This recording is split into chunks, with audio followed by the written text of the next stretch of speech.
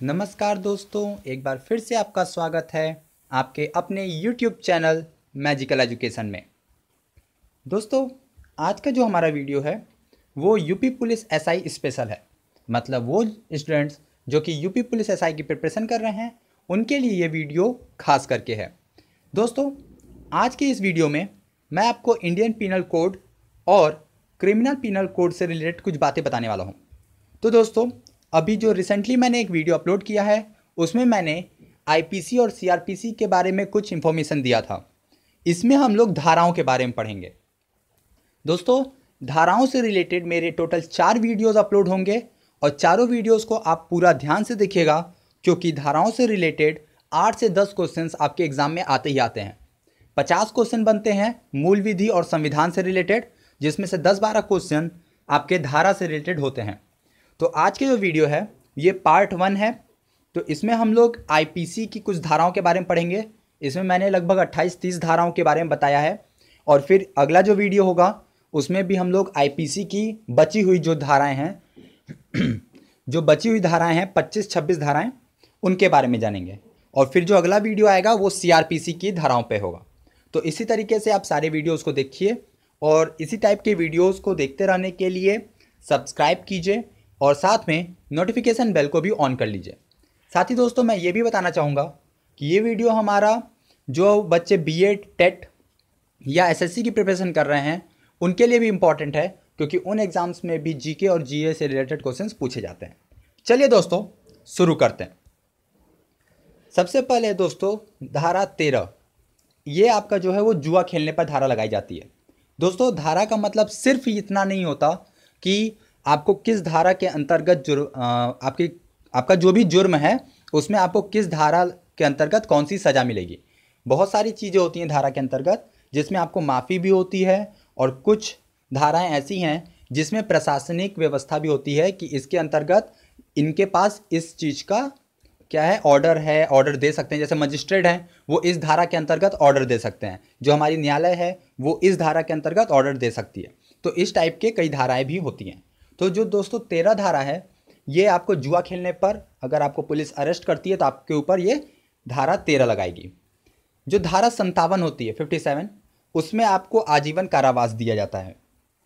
धारा 80, इसमें है कि अगर आपसे दुर्घटनावश कोई अपराध हो जाता है तो उसकी माफ़ी मिलती है, वो है आपका धारा 80। जो धारा 82 है वो ये है कि अगर किसी बच्चे की उम्र 7 वर्ष 7 ईयर से कम है तो उसको अपराधी नहीं माना जाता। धारा 83 है कि अगर बच्चे की उम्र 7 से 15 वर्ष के बीच में है और बच्चा परिपक्व नहीं है तो उसको भी अपराधी नहीं माना जाएगा। धारा 97 है कि अगर आपने स्वयं की सुरक्षा या अपनी संपत्ति की सुरक्षा में कोई अपराध कर दिया है तो वो दंडनीय नहीं होगा, मतलब उसके लिए आपको माफ़ी मिल जाएगी। अगली धारा है दोस्तों 100, इसमें आपको स्वयं की सुरक्षा में की गई हत्या की माफ़ी मिल जाती है। अगर आप सेल्फ डिफेंस में स्वयं की सुरक्षा करने में किसी की हत्या भी कर देते हैं तो आपको माफ़ी दी जा सकती है। हाँ, आपको प्रूफ करना पड़ेगा कि आपने अपनी सुरक्षा में ही मतलब वो कदम उठाया या हत्या की। जो धारा 103 है दोस्तों, वो है संपत्ति की सुरक्षा में की गई जब हत्या होती है तो उसमें भी माफ़ी दे दी जाती है। धारा 120 बी है कि अगर आप कोई अपराध करने का षड्यंत्र रच रहे हैं, ठीक है, जैसे मान लीजिए डकैती करने का षड्यंत्र करते हैं, किसी को मारने का षड्यंत्र करते हैं, तो उसमें आपके ऊपर जो चार्जेस लगाए जाते हैं वो होती है 120 बी धारा के अंतर्गत। ठीक है। 124 ए एक्ट क्या है? ये आपका देशद्रोह है। अगर आप अपने देश के से विद्रोह करते हैं तो आपके ऊपर जो धारा लगती है वो है 124 ए। धारा 141 है कि आप कहीं भी एक साथ 5 व्यक्तियों या 5 से ज़्यादा व्यक्तियों का एक साथ जमाव नहीं कर सकते। ठीक है, उसके लिए आपको परमिशन लेनी पड़ेगी प्रशासन से। अगर आपके पास परमिशन नहीं है तो आप ऐसा नहीं कर सकते। ये भी एक प्रकार का जुर्म है, इसमें आपको धारा 141 लगती है। नेक्स्ट है दोस्तों धारा 143।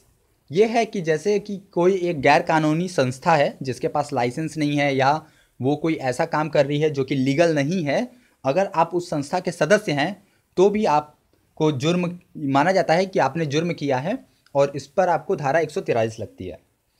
जो दोस्तों 148 धारा है ये होती है कि आपने अगर दंगा किया है, दंगा फैलाने की कोशिश की या दंगा कर रहे हैं आप, और जानलेवा हथियारों के साथ अगर आप दंगा कर रहे हैं तो आपके ऊपर धारा 141 लगेगी, सॉरी 148 लगेगी, 148। नेक्स्ट है दोस्तों कि धारा 152, ये है विधि विरुद्ध जमाव का सदस्य होना। जैसे जहाँ पे जमाव होता है तो उसका सदस्य अगर आप हैं तो आपको ये धारा 152 लगती है। 159 है दोस्तों कि अगर आप दंगा करते हैं तो आपके ऊपर 159 की धारा लगती है। और 171 ये इंपॉर्टेंट है दोस्तों, कई बार एग्जाम में पूछा गया है कि घूस देने या रिश्वत देने के पर कौन सी आपको धारा लगती है, रिश्वत देना या रिश्वत लेना, ठीक है, तो वो है 171 इसमें आपको घूस देने के पर आप पे 171 की धारा लगाई जाती है। अगर आप अदालत में झूठी गवाही देते हैं तो उसके लिए भी आपको पनिश किया जाता है, उस पर आपको 191 धारा लगाई जाती है। सबूत मिटाना, अगर आप कोई अपराध कर हो गया है किसी से या आपसे और आपने सबूत मिटाया है तो धारा 201 लगाई जाती है। 255 धारा है कि किसी आप सरकारी सदस्य से अगर चीटिंग करते हैं, धोखाधड़ी करते हैं तो धारा 255 लगती है। धारा 292 है अश्लील पुस्तकों को बेचना, अगर आप ऐसी पुस्तकें बेचते हैं जो कि अश्लील मानी जाए तो उसके लिए भी आपको धारा लगाई जाती है, उस पर भी आपको 292 धारा लगती है और आपको सज़ा होगी। और 302 तो आपको पता ही है दोस्तों, हत्या के लिए आपको पे ये धारा लगती है जिसमें फांसी की सज़ा भी सुनाई जाती है। नेक्स्ट है दोस्तों 304 जिसमें आपको कल्पेबल होमिसाइड के लिए धारा लगाई जाती है। दोस्तों ये क्वेश्चन एग्जाम में डायरेक्टली पूछता है कि कल्पेबल होमिसाइड के लिए कौन सी धारा है, तो आप डायरेक्टली बताएंगे 304 धारा कल्पेबल होमिसाइड के लिए लगाई जाती है।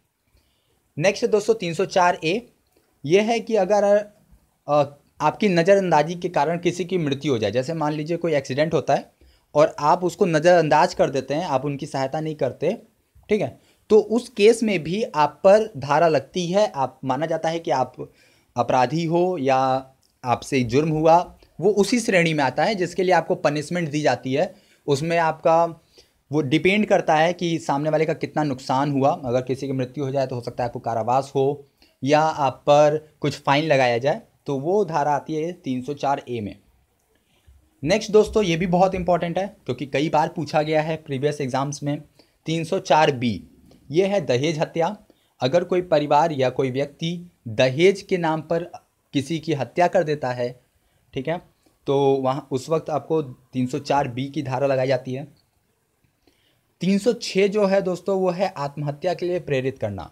अगर आप किसी को सुसाइड करने के लिए उकसाते हैं, ठीक है, उसको भड़काते हैं, प्रेरित करते हैं, तो आप पे धारा लगेगी 306। अगर आप हत्या की कोशिश करते हैं तो मान लीजिए हत्या कर दिया तब तो धारा आपके लगेगी 302, लेकिन अगर आपने हत्या की कोशिश की तब आप पे धारा लगेगी 307।